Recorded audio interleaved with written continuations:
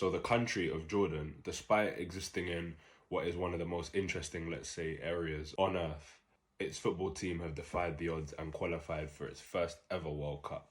But to understand how the country remains standing, let's take a step back.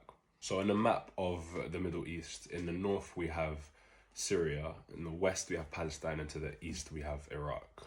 And also in the south we have Saudi Arabia as well. But for much of the last sort of half century, much of their neighbours have experienced political upheaval, war, occupation, revolution even. However, Jordan itself has largely escaped the fate that many countries around it have consumed, which has sort of shaped the country in quite a profound manner because it's a nation that is built by displacement, housing Palestinians who have been fleeing from genocide, Iraqis fleeing from conflict, and also Syrians escaping civil war as well. Millions of people in the end have passed through Jordan's borders looking for safety, and as a result, many have stayed, resulting in the country becoming effectively a balancing act, requiring patience, compromise, and stability, where different communities had to coexist together.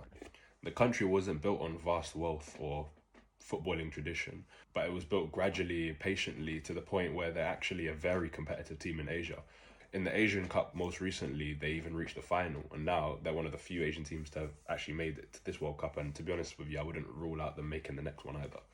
I also want to add that Jordan's story isn't just defined by the challenges around it, it's also a country of remarkable beauty. I mean, from the ancient city of Petra, which is a UNESCO World Heritage Site, to the vast deserts and landscapes that have become symbolic of the country itself. And also, while having few natural resources compared to some of its neighbours, it's still built a reputation, not in a footballing sense, but in a general sense for economic and political stability. For example, the local currency, the Jordanian dinar, remains one of the strongest in the region and one of the highest valued currencies in the entire world, even stronger than the pound, euro, dollar, etc.